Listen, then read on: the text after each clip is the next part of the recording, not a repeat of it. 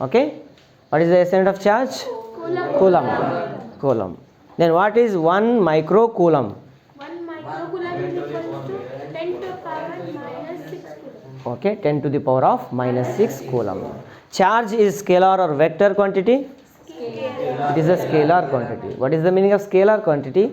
Which has magnitude but no direction. Okay, any physical quantity which is having only magnitude but not direction called as scalar quantity.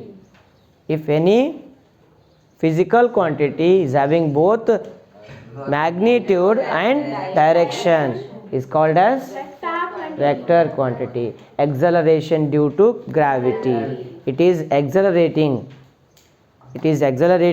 with 9.8 meter per second square, and it is always towards what? Gravity. It is always towards the gravity or towards the bigger element, bigger entity. Correct? yes sir, no? दो object रहते हैं, एक मोटा एक छोटा. छोटा object कभी भी मोटे ऑब्जेक्ट की तरफ जाता है. Understood? That means the bigger one is having more attractive power. That attractive power is nothing but what? It is the gravitational pull or force. Correct? It is always towards the earth, bigger quantity or bigger element. Metal ಅಲ್ಲ, ಏನಂತ ನೀನು word ಎಲ್ಲ ಬರ್ತದೆ, object. ವರ್ಡೇ ಬರ್ಲಾಗಿತ್ತು ನೋಡಿ. Bigger object ಯಾವ್ದು ಇರ್ತೈತಲ್ಲ ಅದ್ರ ಕಡೆಗೆ ಸ್ಮಾಲರ್ ಆಬ್ಜೆಕ್ಟ್ ಏನಾಗ್ತದೆ ಯಾವಾಗಲೂ ಅಟ್ರಾಕ್ಟ್ ಆಗ್ತೈತೆ. That's okay. Next we have studied about what are the formulas related to charge. What is the formula for the charge? Q is equal to Now, okay, Q is equal to N into E. N is nothing but what? Number of electrons. E is nothing but what? Charge on one electron. Correct? Then we have studied about what is that? Electric current. What is electric current? It is the rate of flow of electric charge through any cross section of a conductor is called as electric current. Yes, it is the rate of flow of electric positive charge or negative charge, electric charge, okay, through a cross section area of a metallic conductor called as electric current. This is the definition. That's it. Next we have studied about the formula related to the electric current. I is equal to Q divided by T. Q is nothing but what? N into E.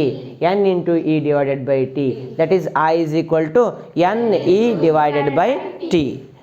Next we have studied the SI unit of electric current. SI unit of electric current is ampere. Next, that is ammeter. Yes. Okay, what is ammeter? It is a device used to measure. Okay, it is the device used to measure the electric current in a metallic conductor. Yes or no? But it will show only the magnitude. It will show only the magnitude of electric current. कितना है magnitude दिखाता है खाली. कितना है? 5 ampere है, 10 ampere है, 20 ampere है, 0.5 एम्पेयर अದ, ಮಿಲಿ ಆಂಪಿಯರ್ ಒಳಗದ ಅಂತ ಹೇಳಿ ಹೇಳ್ತದೆ ಬರೇ. ಅರ್ಥ ಆಯ್ತಾ? It will show only magnitude. Which one? Ammeter. If you want direction you need to go for the galvanometer. Galvanometer is the device which indicates the presence of electric current in any conductor, and also it will tells the direction of the electric current. It will also show the direction of electric current. कौन सा? galvanometer. galvanometer ಅದಲ್ಲ, ಅದು direction ತೋರಿಸ್ತೈತಿ, ಆಮೇಲೆ ಅದು magnitude ತೋರಿಸಂಗಿಲ್ಲ. Presence of electric current ಅಷ್ಟೇ ತೋರಿಸ್ತೈತೆ ಅದು. Presence of electric current, direction of the electric current ಯಾವುದಪ್ಪ?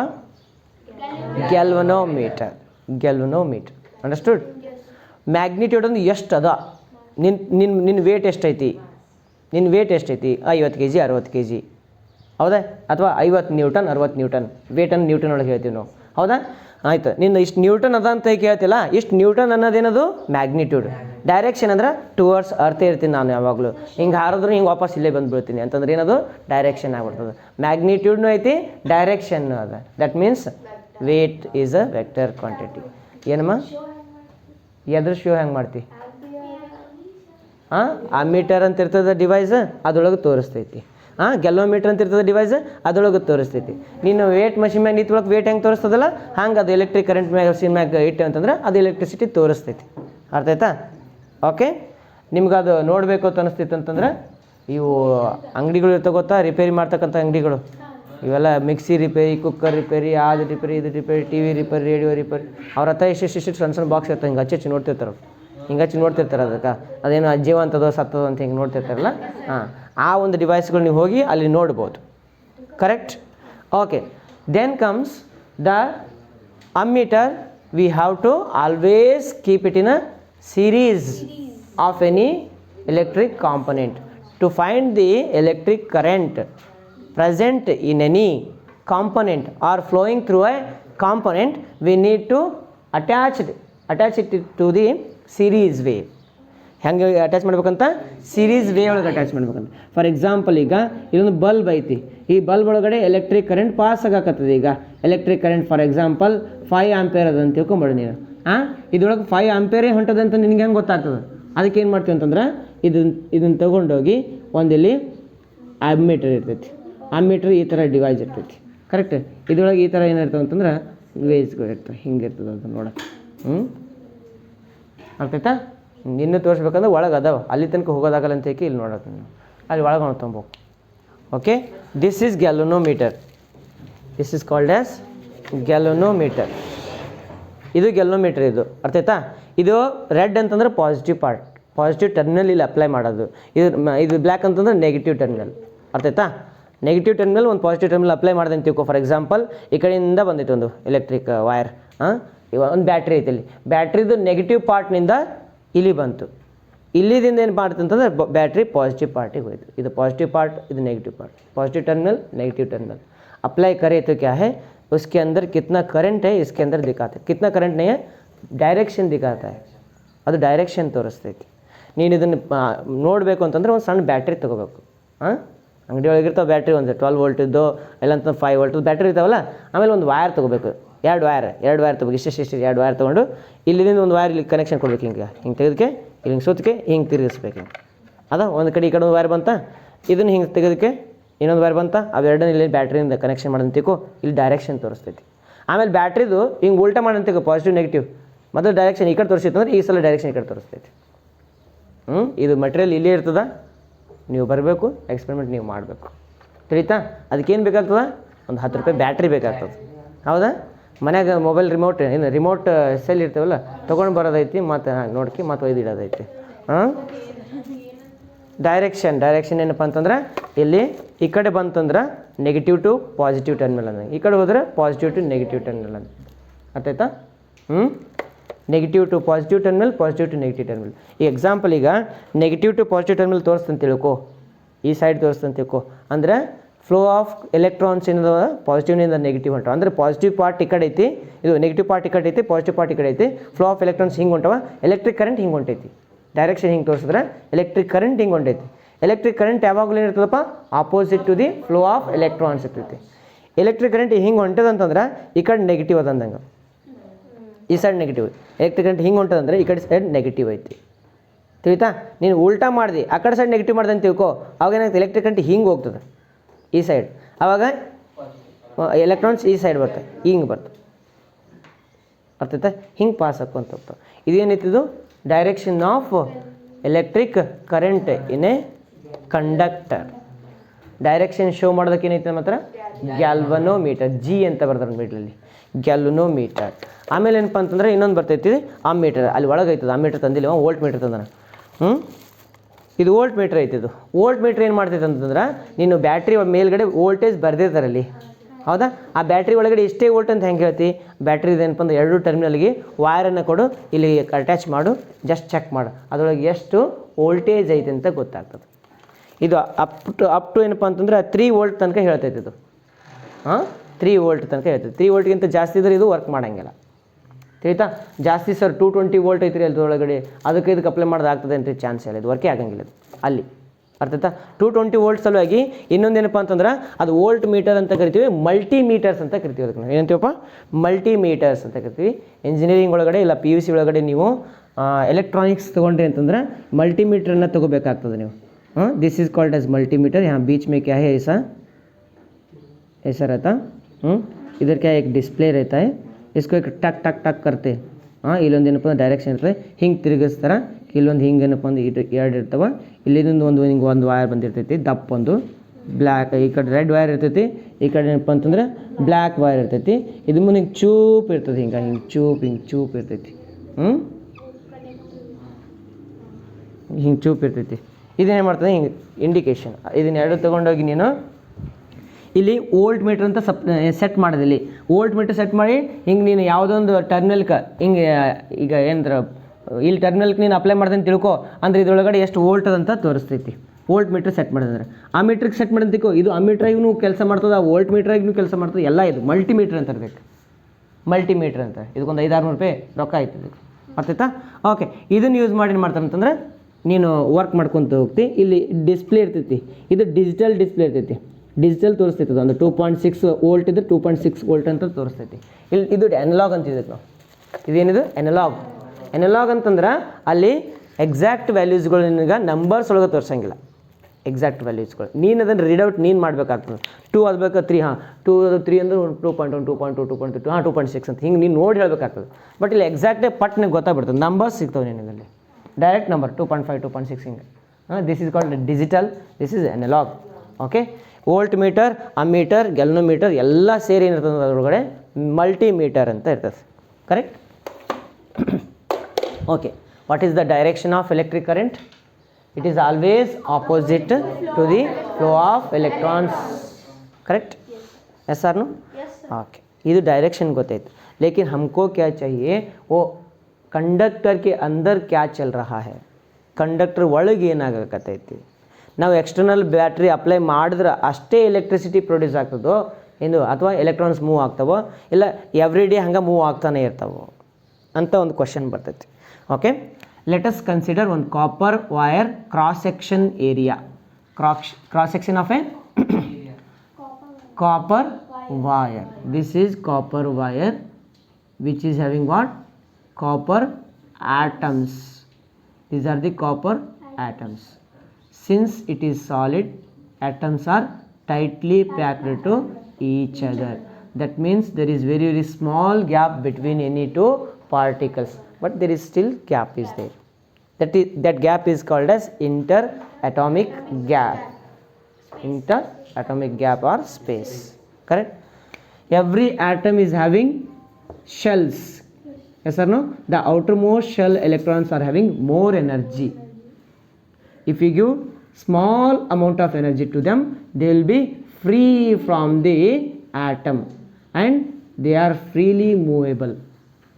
Since each and every atom is having minimum 1 to 2 free electrons, those free electrons move randomly in all the directions. ಮನಸ್ಸು ಬಂದ direction ಹೋಗ್ತದೆ, ಹಿಂಗೆ ಈ ಕಡೆ ಒಂದಿಷ್ಟು ಹಿಂಗೆ ಬರ್ತದೆ, ಒಂದಿಷ್ಟು ಹಿಂಗೆ ಹೋಗ್ತದೆ. ऐसा ऐसा क्या है, इलेक्ट्रॉन्स इसके अंदर डायरेक्शन ಮನಸ್ಸು ಬಂದ ಡೈರೆಕ್ಷನ್ ಕಡೆ ಹೋಗ್ತಿರ್ತಾವಪ್ಪ. ಒಂದು ಪರ್ಟಿಕ್ಯುಲರ್ ಡೈರೆಕ್ಷನ್ ಇರಂಗಿಲ್ಲ, ಅವಕ್ಕೆ ರ್ಯಾಂಡಮ್ ಆಗಿ ಮೂವ್ ಆಗ್ತಿರ್ತಾವೆ. ರ್ಯಾಂಡಮ್ಲಿ ಮೂವ್ ಆಗ್ತಾವಲ್ಲ, ಅದಕ್ಕೆ ಪರ್ಟಿಕ್ಯುಲರ್ ಡೈರೆಕ್ಷನ್ ಬೇಕು. ಎನರ್ಜಿ ಐತೆ ಅದರೊಳಗಡೆ, it is having energy, electrons are having energy, but they don't have any particular direction.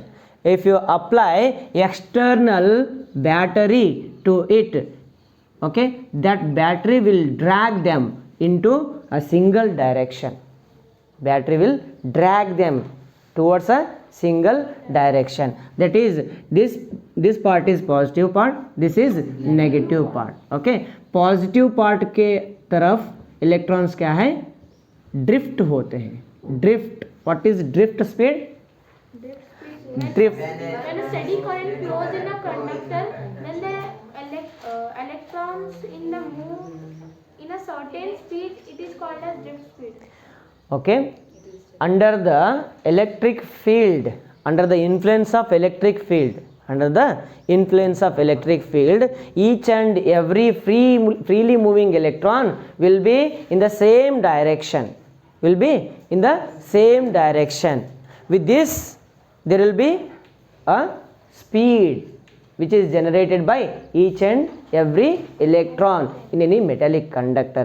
That speed is nearly 10 to the power of -4 meter per second. This is the extra speed which is generated by each and every electrons as and when there is external field applied to a conductor. ಒಂದು conductor ಐತಿ. ಈಗ ಇದಕ್ಕೆ ಏನು ಮಾಡಿದ್ವಿ ಅಂತಂದ್ರೆ ಇಲ್ಲಿ ಎಲೆಕ್ಟ್ರಾನ್ಸ್ಗಳು ನಿಮ್ಗೆ ಗೊತ್ತಾಯ್ತು ಫ್ರೀಲಿ ಮೂವಿಂಗ್ ಇರ್ತಾವೆ, ರ್ಯಾಂಡಮ್ಲಿ ಮೂವ್ ಆಗ್ತಾವೆ, ಹಂಗೆ ಅಂತ ಹೇಳಿ. ಆದರೆ ಅವಕ್ಕೆ ಒಂದೇ ಡೈರೆಕ್ಷನ್ ಒಳಗೆ ತೊಗೊಂಡು ಹೋಗ್ಬೇಕಿಲ್ಲ, ಒಂದೇ ಡೈರೆಕ್ಷನ್ ತೊಗೊಂಡು ಹೋಗ್ಬೇಕಂತಂದ್ರೆ ಎಕ್ಸ್ಟರ್ನಲ್ ಬ್ಯಾಟ್ರಿಯನ್ನು ಅಪ್ಲೈ ಮಾಡಬೇಕು. ಎಕ್ಸ್ಟರ್ನಲ್ ಬ್ಯಾಟ್ರಿ ಒಳಗೆ ಅಂಥದ್ದು ಏನಿರ್ತದೆ ರೀ ಸರ್? ಎಲ್ಲ ಎಲೆಕ್ಟ್ರಾನ್ ಒಂದೇ ಕಡೆ ಹೊಂಟವಲ್ಲ ಒಂದು ಕ್ವಶನ್ ಬರ್ತೈತೆ ನಿಮಗೆ. ಕರೆಕ್ಟ್? ಎಲ್ಲ ಎಲೆಕ್ಟ್ರಾನ್ಸ್ಗಳು ಒಂದು ಸಿಂಗಲ್ ಡೈರೆಕ್ಷನ್ ಯಾಕೆ ಬಂದವು ಅಂತಂದ್ರೆ ಎಕ್ಸ್ಟರ್ನಲ್ ಬ್ಯಾಟ್ರಿ ನೀನು ಅಪ್ಲೈ ಮಾಡಿಯಲ್ಲ.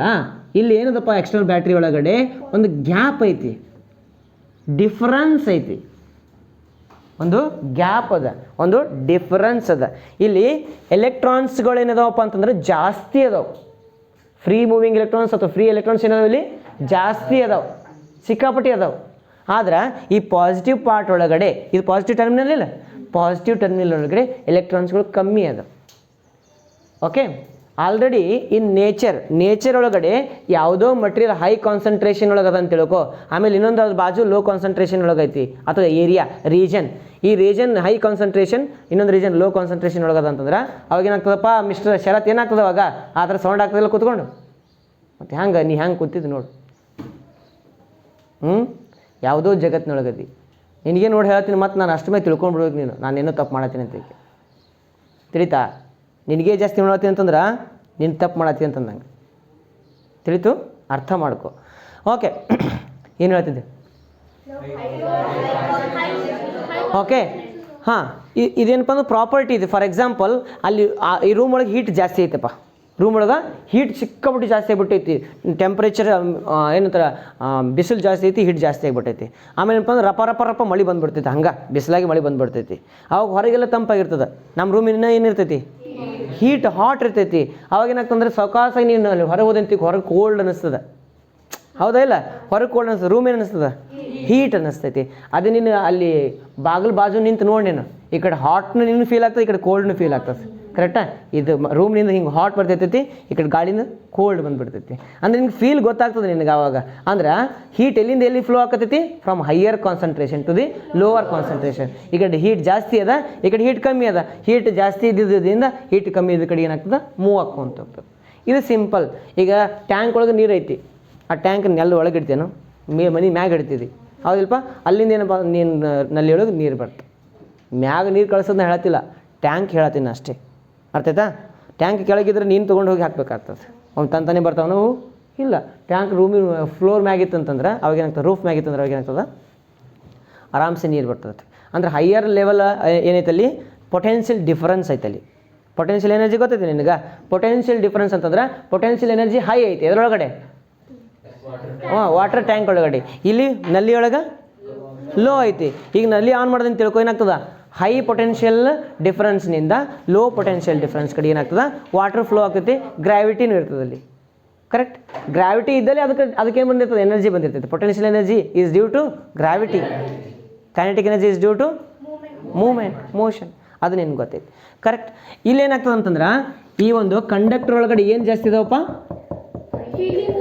ಫ್ರೀಲಿ ಮೂವಿಂಗ್ ಎಲೆಕ್ಟ್ರಾನ್ಸ್ಗಳು ಜಾಸ್ತಿ ಅದಾವೆ. ನಾನಿಲ್ಲಿ ಒಂದು ಡಿವೈಸ್ ರೆಡಿ ಮಾಡ್ತೀನಿ, ನಾನು ಯಾವುದೋ ಒಂದು ಡಿವೈಸ್ ರೆಡಿ ಮಾಡ್ತೀನಿ. ಆ ಡಿವೈಸ್ ಹೆಂಗೆ ಇರ್ತದೆ ಅಂತಂದ್ರೆ ಆ ಡಿವೈಸ್ ಒಳಗಡೆ ಎರಡು ಡಿಫ್ರೆಂಟ್ ಏನು ತೋತೀನಿ ಅಂದ್ರೆ ಸಬ್ಸ್ಟೆನ್ಸ್ ತೋತೀನಿ. I will take 2 different substances. One is electron rich substance, electron rich. One is electron deficient. Which is electron deficient, it is called as positive part or positive terminal. One with electron rich is called as negative part or negative terminal or negative end ಅಂತ ನಾವು ಕರಿತೀವಿ. This is negative end, this is positive end. Positive ಕಡೆಗೆ ಯಾವಾಗಲೂ ಏನಾಗ್ತದಪ್ಪ? Negative attract ಆಗ್ತಾನೆ ಇರ್ತದೆ, ನಿನಗೆ ಗೊತ್ತೈತಿ. It is the universal law of charge. charges, like charges repel each other, unlike charges attract each other. Since electron attracting towards what? Positive part. Sir, positive ಅಂತಂದ್ರೆ ಏನ್ರಿ sir? Example ಈಗ ಒಂದು atom ಐತಿ, ಯಾವ್ದು ಆಟಮ್ ಐತಿ ಅಂದ್ರೆ copper ತೊಗೊಂಡ್ಬಿಡ್ತೀನಿ ನಾನು. Copper ಒಳಗಡೆ ಔಟರ್ ಮೋಸ್ಟ್ ಶೆಲ್ ಒಳಗೆ 2 electrons ಅದಾವ. Okay, copper is having 2 outer most shell electrons. If it lose electrons, it will become what? Positively charged. That means what? It is having more protons. Since every atom is neutral in nature, ಇದು neutral ಆಗಬೇಕು ಅಂತಂದ್ರೆ ಎಷ್ಟು electrons ಬೇಕು ಇದಕ್ಕಿನ್ನ?